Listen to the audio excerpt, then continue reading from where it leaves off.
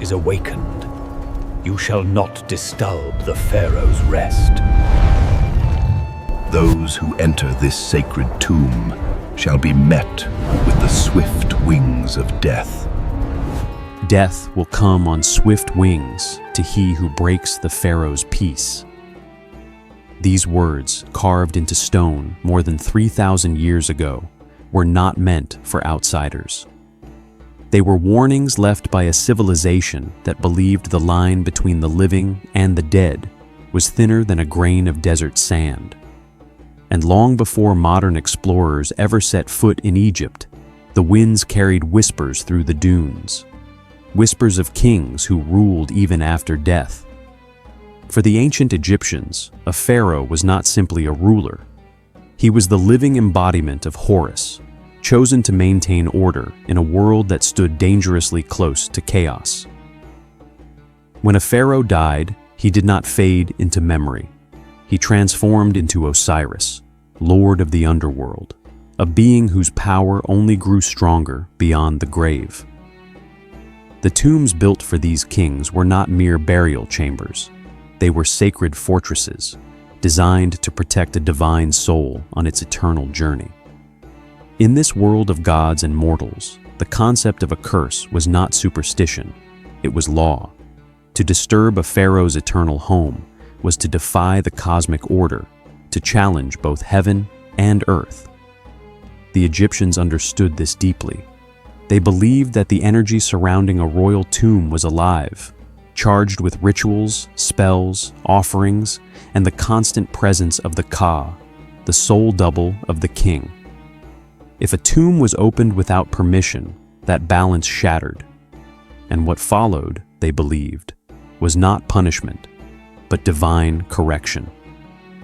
Throughout villages along the Nile, families shared stories of ancient curses, like they shared stories of ancestors. Children were told never to wander near forgotten burial grounds. Travelers spoke of desert spirits who watched from behind dunes. The belief was simple and terrifying. No one breaks a pharaoh's peace without consequence. Even ancient thieves understood this. Many of them entered tombs seeking gold and power, but those who survived often returned home shaken, claiming they felt breathless, watched, or followed by something unseen. Some thieves died mysteriously. Others vanished into the desert. Their bodies were rarely found. These events were enough to convince villagers that the desert itself protected its dead. Egypt's priests took these fears and carved them into stone. Tomb walls warned intruders that they would face the wrath of lions, serpents, scorpions, or divine entities with wings of fire. Some inscriptions threatened plagues. Others promised madness. But the most feared curse of all was the one attached to the oldest kings, the threat of a winged force that hunted those who trespassed. Some believed it was the spirit of Horus. Others claimed it was a shadow born from the world between life and death. Centuries passed, but the legend refused to die. The desert remembered. It remembered the plunderers who vanished after touching forbidden relics. It remembered the storms that rose suddenly when ancient seals were broken. It remembered the stories passed down through generations of a curse older than any temple, any dynasty, any king.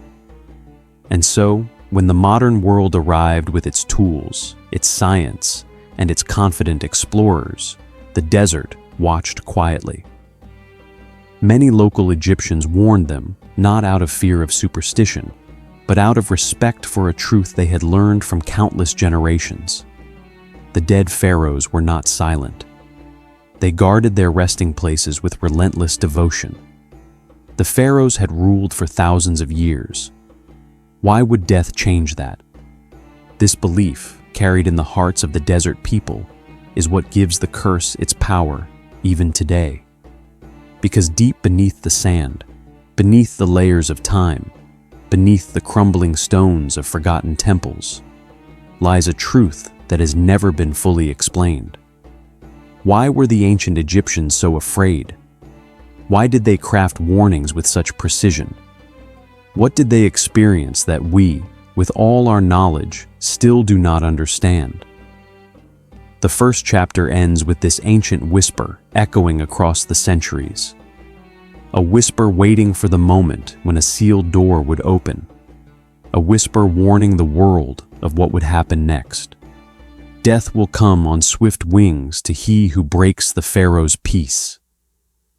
And soon, someone would break it.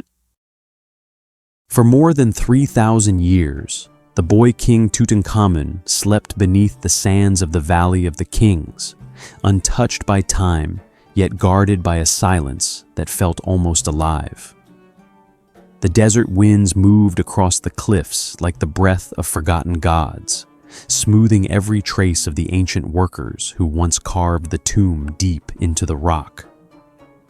Generations of pharaohs rose and fell, temples turned to ruins, and empires collapsed into myth. But the tomb endured, sealed, hidden, and strangely preserved, while others around it crumbled or were plundered by grave hunters. It was as if the earth itself conspired to protect this single burial chamber, concealing it under debris from a later construction and ensuring that its occupant remained undiscovered. Scholars would later marvel at how unlikely such preservation was, but in the old Egyptian worldview, nothing happened by accident. A protected tomb meant a living curse, waiting. By the early 20th century, most archaeologists believed the valley had already surrendered all its secrets. Yet a few persistent minds refused to accept that conclusion. Among the fragments of broken statues, faded hieroglyphs, and confusing ancient records, hints of a forgotten pharaoh persisted like faint echoes. A name erased from monuments, a throne reclaimed by successors, a life overshadowed by powerful advisors. Tutankhamun appeared more like a ghost than a king, mentioned briefly but never fully illuminated. This very obscurity became part of the legend, fueling theories that his burial might still lie untouched. Still, the desert gave nothing easily.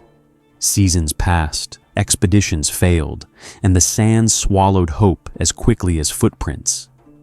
Yet something in the valley felt incomplete, as if a presence beneath the soil refused to remain hidden forever. Local workers spoke of oddly shaped stones shifting after storms, the ground settling in unnatural ways, and faint traces of ancient plaster far below the surfaces where archaeologists usually dug. The valley carried a different silence during those years, deeper, heavier, almost watchful. Travelers wrote about uneasy sensations, as though someone unseen observed their every movement. Such feelings were dismissed as superstition, but they echoed older beliefs, that guardians of the dead lingered in the places they once protected. The turning point arrived when a series of small discoveries created a thin thread of evidence connecting past and present. A water carrier stumbled over a carved stone unmistakably royal in nature. A donkey's hoof sank through a patch of softer soil that revealed remnants of an ancient hut belonging to the original tomb workers. These were tiny clues, easily overlooked, but they hinted at the possibility that an entrance lay somewhere close, buried deeper than previous explorers had dared to search. With each faint sign, the valley's silence seemed to tighten, as though the tomb itself resisted disturbance.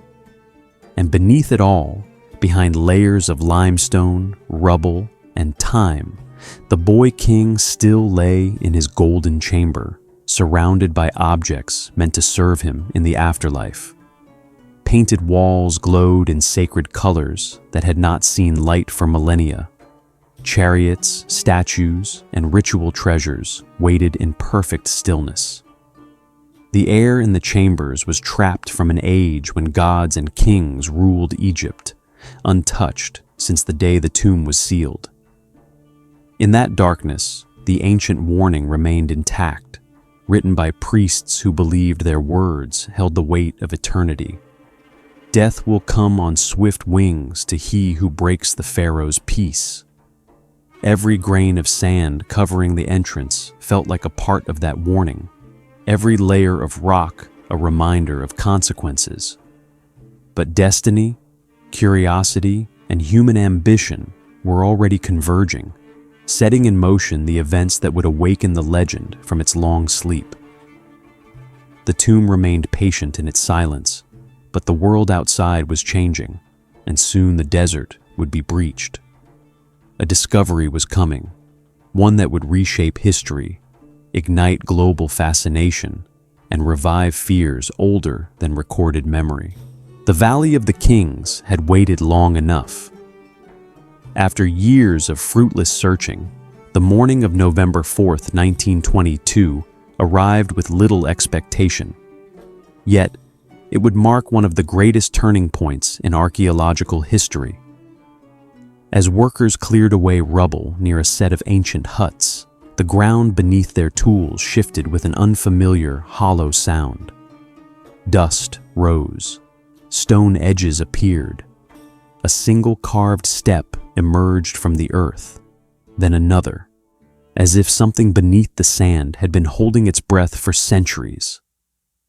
The revelation of a staircase descending into darkness felt almost unreal. The steps were unusually smooth for a site long exposed to erosion, suggesting that what lay below had remained sealed and untouched. The workers sensed it immediately. The atmosphere changed, tightening like a drum skin stretched by invisible hands. Some whispered prayers, others stepped back, and a strange stillness settled over the site.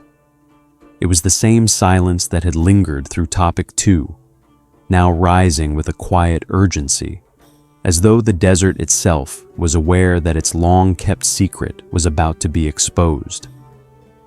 As the clearing continued, a doorway surfaced, its plaster still imprinted with the seal of the necropolis guards, unbroken despite thousands of years. Very few tombs in the valley had ever been found in such a condition. The intact seal alone was a miracle. It meant that no ancient thief, no accidental wanderer, no shifting movement of sand had tampered with what lay inside. Behind that doorway, history waited in its purest form. But along with it, something else stirred. An old power, or perhaps the psychological weight of generations who believed the dead should never be disturbed. Above ground, the air felt heavier. Many present would later describe a sharp change in the weather, winds that rose without warning, a drop in temperature that didn't match the season, and a peculiar sensation of pressure, as though the valley exhaled and inhaled in slow, invisible waves.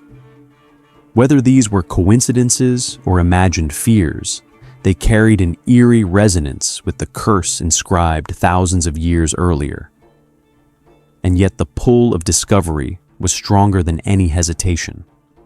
Humanity had always been drawn to forbidden doors.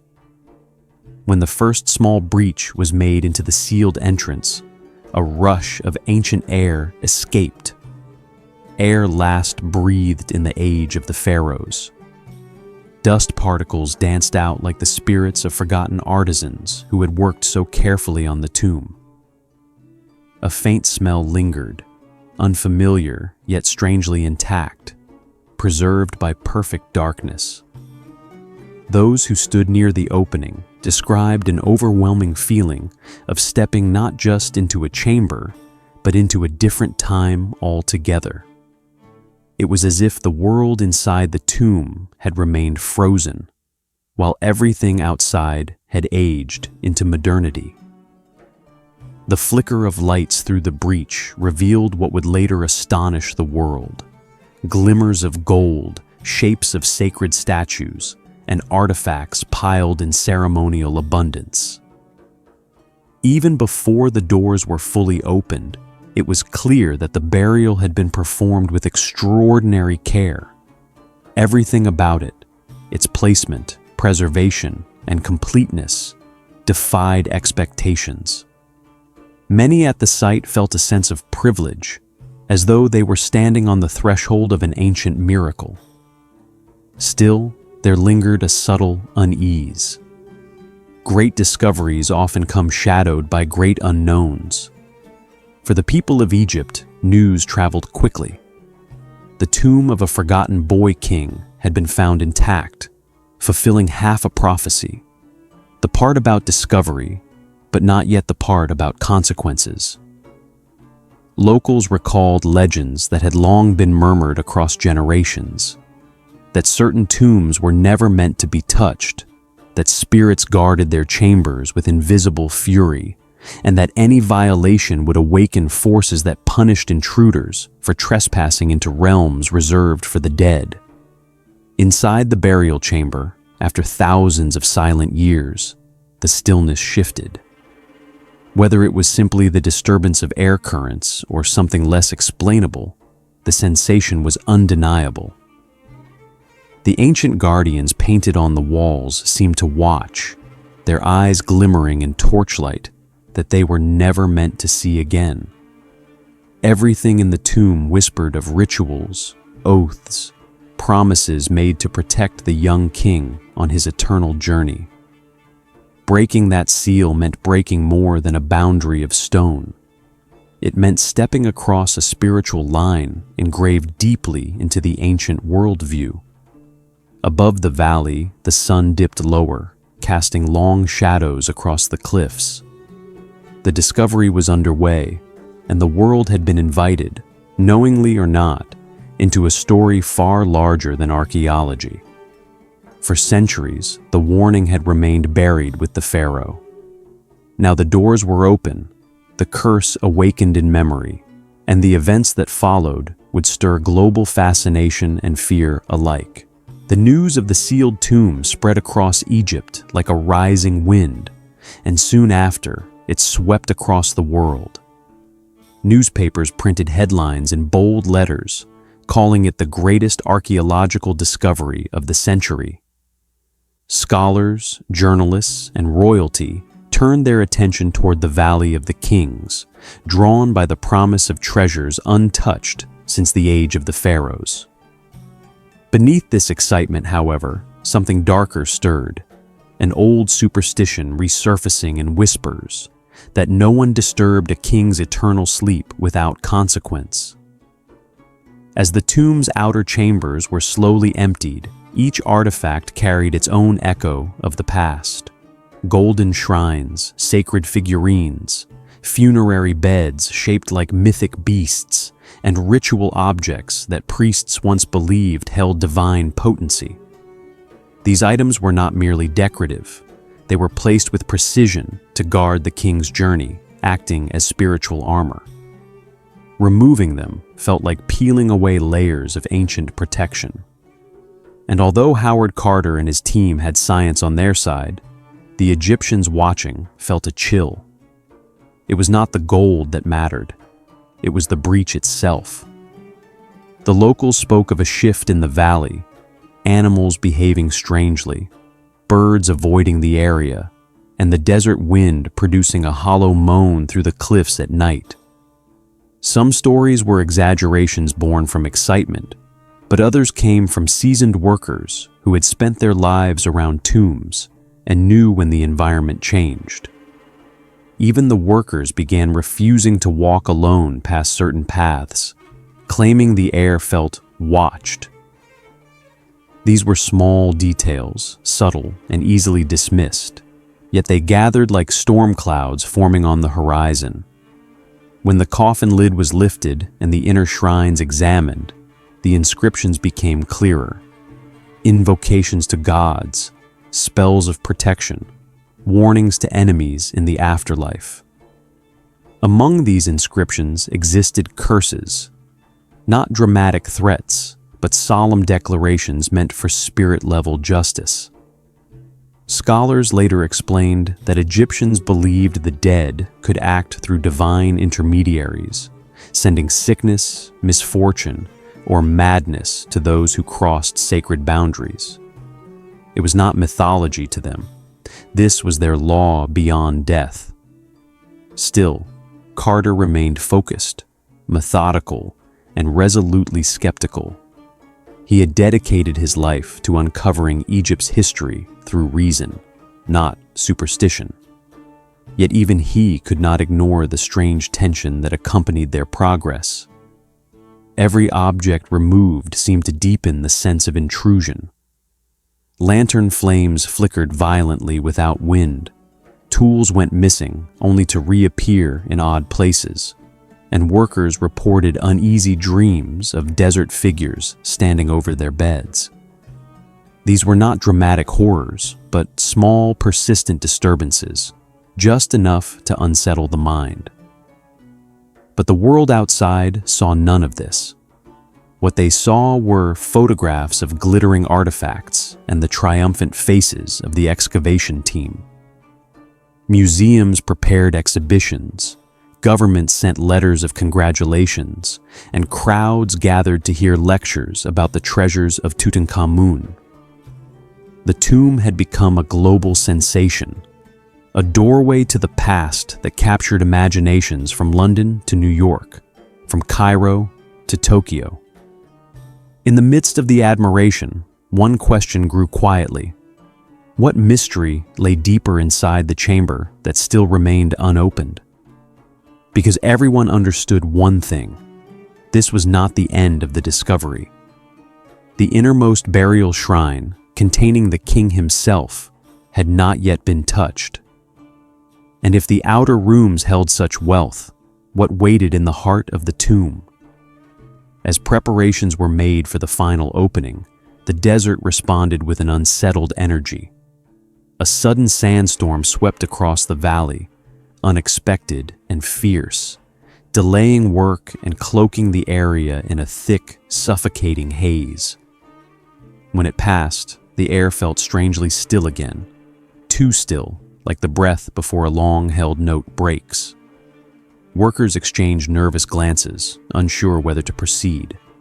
But Carter, guided by ambition and professional duty, pressed forward. Unbeknownst to the team, far from the valley, fate had already begun to move. A small bite, a fever, a wound that refused to heal. Lord Carnarvon, the patron who financed the excavation, had fallen ill in Cairo. Doctors tried to treat him, but his condition worsened rapidly. A seemingly minor infection spiraled into something inexplicably severe. At the moment he drew his final breath, lights in the entire city of Cairo flickered and went out, plunging the capital into darkness. The newspapers did not hesitate.